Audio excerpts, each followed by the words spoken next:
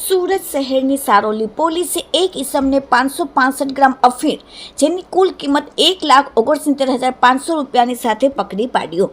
Surat police કમિશનર્સના આદેશથી no drugs in Surat city અભિયાન અંતર્ગત ગેરકાયદેસર ડ્રગ્સ, ગાંજા અને ચરસની હેરાફેરી કરતા ઇસમોને પકડી પાડવા અંગેની સૂચના આપવામાં આવેલ છે, જેથી સુરત શહેરના Saroli police inspector SR Vekariya તથા સર્વેલન્સના સ્ટાફ શ્રી SR રાણા તથા બીજા સર્વેલન્સ સ્ટાફના માણસો પોલીસ સ્ટેશનના વિસ્તારમાં હાજર દરમિયાન સીમાડા ચેકપોસ્ટ ખાતે હાજર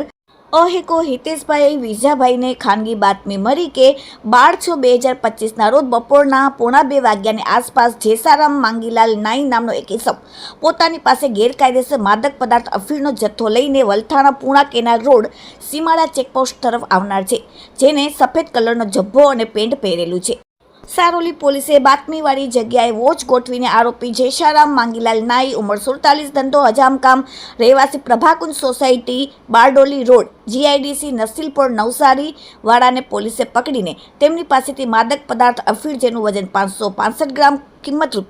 ₹1,69,500ની મત્તાનો મુદ્દામાલ ઝડપી પાડવામાં આવેલ છે।